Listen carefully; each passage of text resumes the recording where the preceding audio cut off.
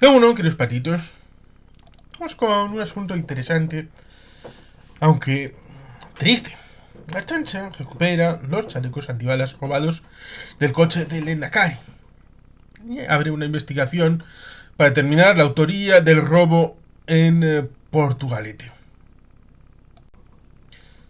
Recordemos, esto fue noticia en su momento, porque robaron munición y chalecos antibalas del coche de los escoltas de Lendakari y Manuel Pradales, y que el material fue sustraído de 3 mochilas que se encontraban en el maletero. La chancha investigó el robo de 3 mochilas con chalecos balísticos y cargadores de munición del interior del vehículo oficial utilizado por Lendakari y Manuel Pradales, que han sido abandonados posteriormente y recuperados por autoridades del País Vasco. El robo se produjo sobre las 10:30 de ese viernes, final de este agosto, cuando el vehículo, un BMW del equipo de seguridad de Lendakari, se encontraba estacionado en las inmediaciones del puente colgante de Portugalete, municipio en el que reside el presidente del gobierno vasco. El material sustraído fue recuperado tras ser localizado, abandonado en la misma localidad, según ha informado la chancha. Para llevar a cabo el robo, los ladrones habrían abierto el maletero del coche oficial que se encontraba estacionado. Al ver las 3 mochilas, decidieron llevárselas. Sin embargo, al ver el contenido de las bolsas, las abandonaron en la estación de Renfe de Portugalete. Los escoltas de Lendakari detectaron la sustracción y de inmediato se puso en marcha una investigación para identificar al autor del robo. Según ella, esa investigación detalla en ese coche de seguridad suele estar aparcado en ese estacionamiento de la subcomisaría de la Chancha de Portugalete, donde cuenta con medidas de vigilancia para prevenir cualquier intento de sabotaje o instalación de dispositivos de escucha o geolocalización. ¿Cuál fue el asunto? Pues como decimos, a las 10:30, en un callejón de Portugalete, cerca del puente colgante, una jornada de cielo plomizo, un ladrón sustrajo del maletero del coche oficial de Lendakari un total de 3 mochilas con chalecos antibalas y cargadores de munición que pertenecían a sus escoltas. El robo se produjo en una zona menos vigilada que la comisaría de la Archancha en la calle Correos, una comisaría que, en buena lógica, es un punto con videovigilancia y presencia policial y es un lugar de referencia para el estacionamiento del coche oficial en la villa, donde reside Imanol Pradales, que solo acude a Juliania para trabajar. Aunque pudo generar una situación muy delicada, finalmente no hubo que lamentar males mayores y la Archancha pudo recuperar el material cerca de la estación de tren de Renfe, que se sitúa muy próxima al lugar de los hechos, unos metros más allá de la zona en la que se produjo el robo y que parece que iba a ser la vía de escape del autor, oficialmente autores según algunas fuentes consultadas. Los escoltas del Lendakari detectaron que faltaba el material en el coche y se puso en marcha una investigación para localizarlo cuanto antes, según el Departamento de Seguridad. La investigación fructificó ya que el ladrón abandonó las mochilas en la estación, probablemente al comprobar que portaba munición y que no era el botín que esperaba conseguir. Los coches oficiales son de alta gama, lo que seguramente llamó la atención del autor del robo, aunque el entuerto quedó en un susto que no pasó a mayores y se pudo recuperar el material. Bien, esto da para varios vectores de reflexión.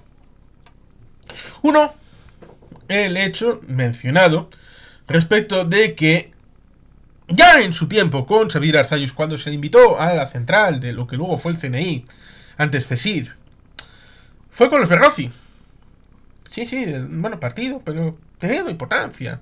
Ciertos liderazgos hay que, y lo comentaron Iñaki Anasagasti en su momento respecto de la situación, porque cuando el coche de Arzallus quedó sin su presencia, los propios miembros del CNI intentaron aproximarse para ponerle algún cacharrito de esos simpáticos que te hacen seguimiento, escuchas o cosas parecidas. Y fueron los Berrozi los que lo impidieron. Con lo cual, esa aproximación, pues uno puede aproximarse siempre que sea con precaución, a la hora de entender que todos juegan el partido y que todos quieren tener alguna ventaja competitiva. Y eso es razonable, porque evidentemente no puedes permitir que tú puedas jugar y que le niegues al otro o que el otro te niegue a ti el hecho de que puedas defenderte. Y eso evidentemente es de manera razonable y racional. Pero por otro, tenemos un asunto bien interesante, creo yo. Como es una reflexión que espero que no moleste a nadie, no debería. El lehendakari Íñigo Urkullu Rentería quiso vivir en Durango. ¿A quién piensa en estas etapas, aunque en el resto de Europa parece que esto ya no tiene una implicación respecto de los políticos como un ente aparte, una casta, porque parece que esos discursos ya están superados? Miremos al BIS. El BIS es una casta política con la participación en el Parlamento Europeo, con mentiras, con groserías mentiras, con las que ya utilizó Podemos, Ciudadanos, incluso Vox. La polarización va por otro lado. Y esa polarización debería de entablar una relación, como por ejemplo, respecto del matrimonio del candidato Jimmy Smith, final de la Casa Blanca, en el que si ella quería seguir viviendo en Texas, en San Antonio, Texas, siendo primera dama in pectore. Incluso siendo candidato, deben hacerlo si quiere seguir viviendo allí. ¿Cómo? Cortando la calle donde vive, poniendo unas verjas claramente, unas garitas en un lado y en el otro, identificando a todas las personas que pudieran transitar aunque vayan a su casa. Esto es seguridad. Porque lo mismo que ha podido haber un intento de robo del maletero del coche del lehendakari o del equipo de seguridad del lehendakari, puede haber un momento en el que intenten el secuestro del lehendakari. Recordemos, las calles de Portugalete hubo un momento, más de uno seguramente, en el que en unas...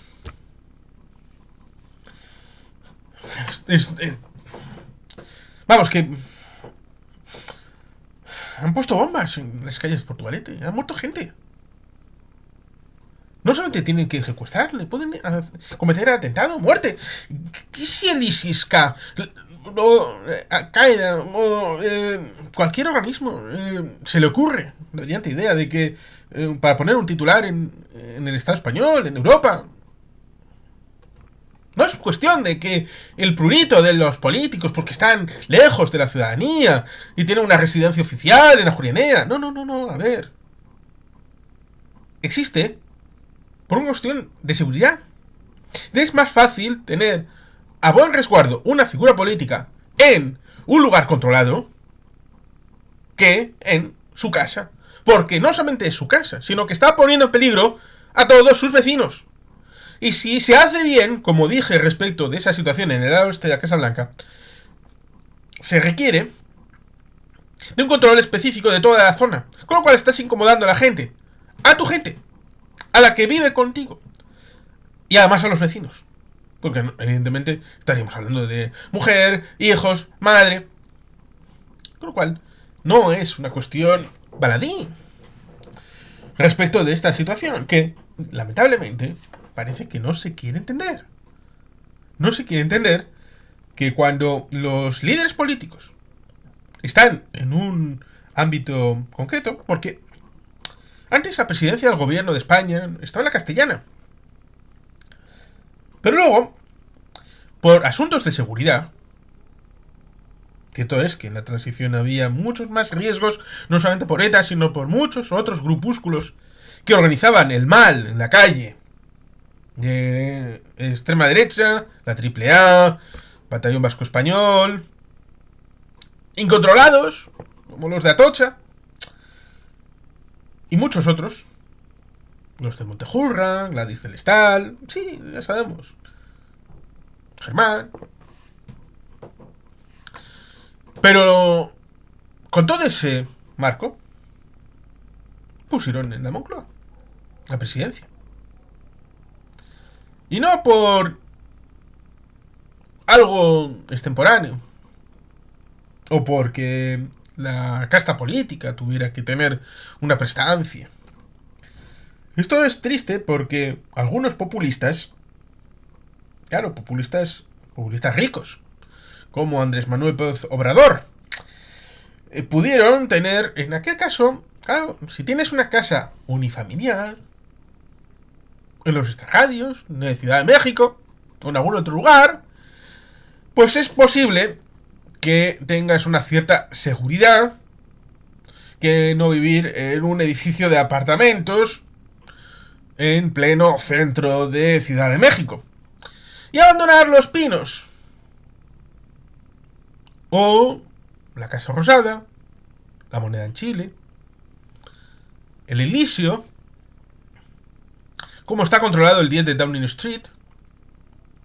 Los jefes de gobierno requieren de signos externos también para su identificación, del lugar donde les toca residir, por una señal respecto de el hogar de todos, pero también del que es el responsable, pero también por seguridad, como decía, porque es un lugar en donde será más fácil impedir este tipo de sucesos, que como digo, el suceso este en sí no es grave, más allá del hecho de que, ojo, cuidado, porque también podría haber pasado que esos chalecos y esa munición se hubiera podido, de haber tenido alguna relación con algún tipo de mercado negro, y la palanca existe mercado negro sobre este tipo de armas y materiales, y seguro hay gente en el mundo que lo compra, en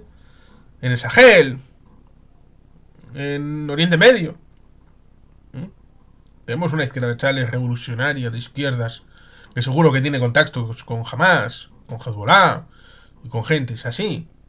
Y con Hezbollah a través de los vínculos en Venezuela, la Triple Frontera. El mundo es amplio, pero tampoco tanto cuando hay relaciones humanas de por medio. Recordemos, el Partido Comunista de Cuba tiene relación con Sortu. Y en Cuba también está el Hezbollah. Y el Hezbollah es un agente de Irán. E Irán colabora con Rusia en Ucrania. E Irán tiene acuerdos para tener arma nuclear con Corea del Norte. Con lo cual, tocas una tecla y puede salir otras. Por lo tanto, no tenemos sino la más o menos certeza de que era gente que no buscaba tema de vector armamento, sino que buscaba otras cosas que pudieran tener plasmación, compraventa más de proximidad, más comercial que militar. Pero como digo, esto debería de darnos una señal importante para comprender, primero, que la seguridad es importante y que una ciudad como Portugalete, con su orografía, con lo que significa de calles empinadas, dificultosas, también en el caso de necesidad de una operación jaula también serían dificultosos para aquel que hubiera de hacer, pero evidentemente sabemos perfectamente de que hay métodos expeditivos que no lo han probado afortunadamente en el País Vasco, porque los cobardes que tuvimos de terrorismo querían salir vivos. Pero hay otros terrorismos en donde el alma lo encomiendan a las huríes, a las vírgenes, en una conceptualización de que el más allá será favorable para sus intereses. Y por tanto, esperemos que no se fijen en nosotros. En teoría no tendrían por qué hacerlo. Hace 20 años, cuando se hablaba de la proliferación de estos elementos, bueno, pues no nos veían como elemento importante, aunque ya hubo atentados en Niza. Eso sí, con camiones, atropellando a gente, como en Múnich, Berlín, las Ramblas, Capriles, Barcelona. Nunca se sabe, uno no puede estar libre. Y por lo tanto, aquellos elementos que nos configuran como nación, que nos vertebran, que encabezan, aunque sea primus inter pares. Es cierto, Lehendakari, primer secretario, algo así. Pero es nuestro jefe de gobierno. Y por mucho amor que le tenga a Portugalete, es un jefe de gobierno. Tiene estas contraprestaciones. Tiene que asumir el cargo con todo lo que conlleva. Y uno de los elementos imprescindibles, ineludibles, es el traslado de la residencia a Jurianea. Y si no quiere a Jurianea, tendrá que comprarse barra ejecutar alguna opción de remodelación o de construcción de algún elemento constructivo parecido o superior. Un elemento que emparenta con la Moncloa, 7 Downing Street, Wall Street, no, White House. Porque a veces pensamos que los políticos son como ricachones de Wall Street, que bueno, pueden vivir en cualquier parte, pero la actividad económica la pueden hacer desde casa. O que pueden tener una oficina en los alrededores de la bolsa de Nueva York, como Gordon Gekko. No hay problema. O lo pueden hacer no ya con el teléfono, que en aquellos años 80, 90, los yuppies y todo esto, podían... No, ahora se puede hacer incluso desde las Islas Caimán, no hay ningún problema. Vamos a hacer lo mismo respecto de un gobierno. Que no haya ningún asunto importante, porque es, bueno, si a Jurianea va a ser una oficina más, ¿por qué no ponerla en Singapur? ¿O en San Francisco? Euskadi Global. Por lo tanto, debemos volver a las raíces, y las raíces implican las sedes. La sede física, también virtual, pero física. Y tenemos ahí Lehendakaritza, en el edificio que está de nueva construcción, no muy lejos de Ajuria. Tenemos la Aqua 1, que viene de los tiempos de los 80. Y luego la Aqua 2, que está justo detrás. Delante está la nueva estación de autobuses. Conectado con el Parlamento está el tranvía en la ciudad de Vitoria. Si no quiere el Lehendakari, Pradales, Urkullu, si no quieren vivir en Vitoria, les está dando una señal a los vitorianos de que no reconocen a Vitoria como sede de las instituciones comunes, no ya de capital. Porque cualquier jefe de gobierno vive en la capital del país. Sea Quito en Ecuador, sea Washington DC en Estados Unidos, sea Buenos Aires en Argentina, sea Santiago de Chile en Chile, sea Brasilia en Brasil. Por mucho que te guste Sao Paulo, tienes que envainártela y vivir en Brasilia. Roma, en Italia. Los negocios del señor Berlusconi los tenía en Milán. Pues hay que vivir en Roma, que es lo que marca el ser jefe de gobierno. Es una señal, evidentemente. Las sedes son importantes, son representativas. No es porque esa persona... Lo mismo con el tema de el aforamiento. Se tuvo la idea de que no es un privilegio de estas personas. No, ya lo dije en su momento. No es un privilegio del aforado. No. Es, en todo caso, un privilegio mío, como elector, para proteger a mi electo, para que no, como sucedía en el siglo XIX, que le podían atacar y achacar cualquier cosa, y que podía estar media legislatura en el juzgado, porque ha dicho tal cosa, ha hecho tal cosa. Hay que proteger a nuestros electos, pero sin impunidad. Inmunidad no es impunidad, porque no pueden ir al tribunal ordinario, pero en caso de que haya algo que imputar, van, en su caso, al Tribunal Superior de Justicia del País Vasco o al Tribunal Supremo. Hay tribunales en los que encausar a los cargos públicos. Pero hay que evitar lo que sucedía en el siglo XIX, por ejemplo. Y esto se ha acentuado en el siglo XXI con la idea de que los políticos deben de ser pobres. Pero claro, los buenos políticos no lo son, porque los buenos, que podrían serlo, podrían ganar más dinero en el ámbito privado. Y eso obliga a mucha gente a perder mucho en favor de una carrera política pública. Y por eso uno puede entender que en el sacrificio no se incorpore el hecho de vivir en un lugar como Ajuriani. Lo cual, como digo, me resulta alucinante, en tanto en cuanto estaríamos entrando en cuestiones de seguridad, en cuestiones familiares, de conceptualización de hijos, hermanos, vida social. Pero como digo, esto lo sabe todo el mundo y lo debería de saber todo el mundo. Si usted es candidato al Endacari, debe asumir X, Y y Z. Es lo que hay, es el paquete básico de lo que usted tiene que tener encima de la mesa. Porque, como digo, los riesgos de seguridad, y luego no vale decir, ay, si lo hubiera sabido. No, no, es que cualquier cosa que pueda pasar, y muchas veces no pasa.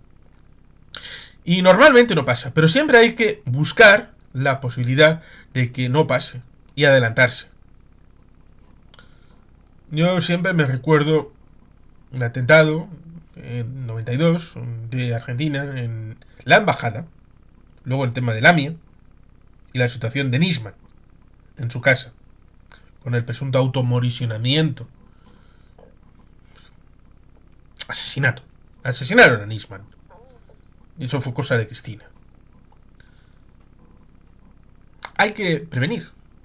Y eso solamente se puede en una sede que cumpla las funciones de hogar familiar y de oficina en la capital. Otra cosa es el debate de si Vitoria es la capital de Euskadi. Cosa que técnicamente no es, sino sede administrativa de las instituciones comunes. A pesar de que luego tenga un canon de capitalidad ligado a negociaciones políticas, partidistas. Pero si tiene un canon de capitalidad, entonces es un perjuicio. Cosa que hay que salvar a Vitoria de este perjuicio. Y para eso no hace sino a más dar argumentos si el Endacari no vive en Vitoria. O vive en Durango, o vive en Portugalete. Y tiene que desplazarse, que no solamente es el estático, en la vivienda, el tema de la subcomisaría o comisaría en Portugalete, y el tema de los traslados. Porque también puede haber no atentados, sino simplemente accidentes sin itinerario. Cosa que ya se podría contar mucho, pero claro, como en este pueblo somos bastante ágrafos, bastante callados, y normalmente las historias no... Porque una vez pregunté, a Fundación Sabino Arana, pregunté a ver si había algún libro del periodo del autogobierno, de 1980. Sabía que hay algo de IVAP, alguna cosita por aquí, pero algo no académico, algo más de ensayo, algo más divulgativo, algún elemento que explicara nuestra realidad autonómica, nuestra realidad política, institucional, jurídico-política, histórica, en el periodo de 1980 en adelante. Yo esperaba que me diera una lista de algún libro, de una docena, media docena, aunque sea. La respuesta fue heladora. No hay. Hay alguna bibliografía, hay alguno ligado, como tenemos aquí encima el caso vasco de la tesis doctoral de el Endacari Ibarretxe, que el Endacari Ibarretxe también tiene El futuro nos pertenece, de Koldo Ordogoiti, que, bueno, pues luego fue jefe de gabinete de la presidenta del Parlamento Vasco. Y tenemos las memorias de Ardanza, con pasión por Euskadi, ligados ciertamente a una personalidad, ya sea Ardanza, ya sea Ibarretxe. Esperemos que Urkullu haga sus memorias. Rementería, a nivel de Diputación de Vizcaya, no parece. José Luis Bilbao dijo que no iba a hacerlas y parece que va a cumplir y no las va a hacer. Por tanto, esta memoria de nuestra realidad nos impide también saber todos esos momentos de dificultad, de seguridad, en donde se puso en juego la vida de nuestros líderes. Que no es solamente por ellos, sino también por nosotros como electores, al representarnos, debe tener esa seguridad para poder garantizar ese trabajo del que deben de tener cuantas más horas al día dentro del horario laboral. Pero claro, es un horario laboral, pero el Endacari es las 24 horas del día.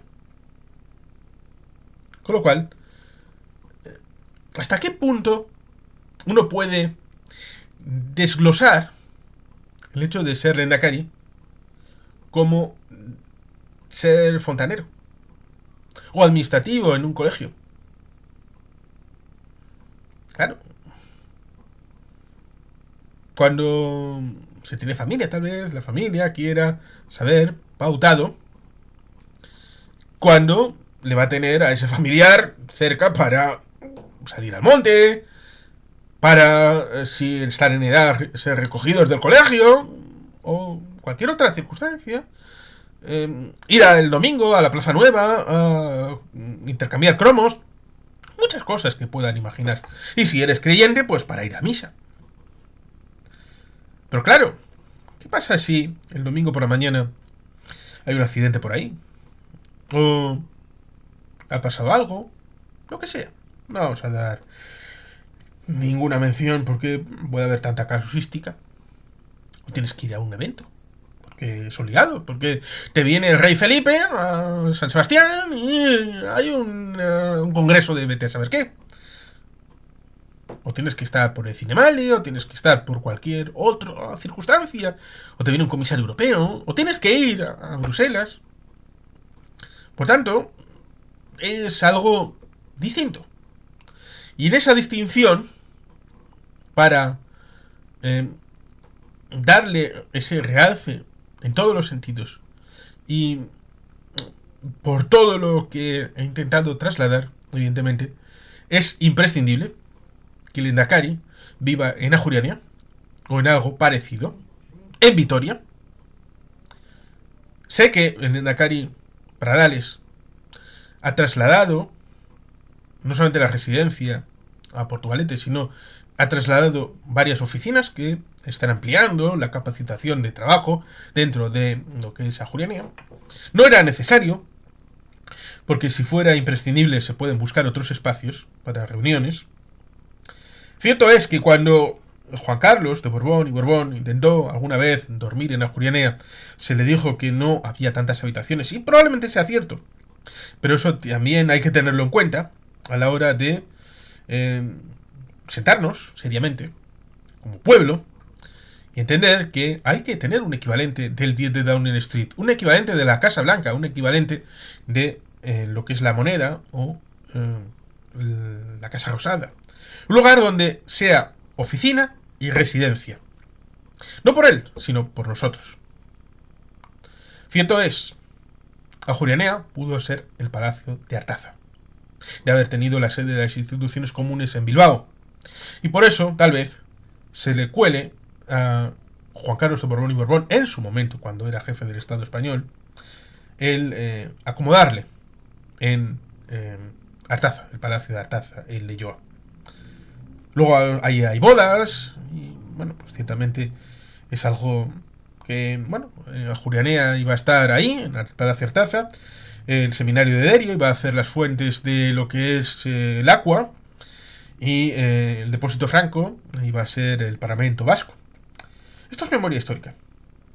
Lo que no es memoria histórica es lo que he comentado respecto de este incidente, tema de seguridad, respecto de lo que infiere, tanto para antes con el Endacari Urkullu como con el Endacari Pradales, respecto de la necesidad de que vivan en Vitoria, que vivan en Ajurianea o en algo parecido, para tratar precisamente de evitar que suceda algo parecido o cosas infinitamente peores. Y sin más, queridos patitos, es que ricasco, agur berobat, Betty Gelpien.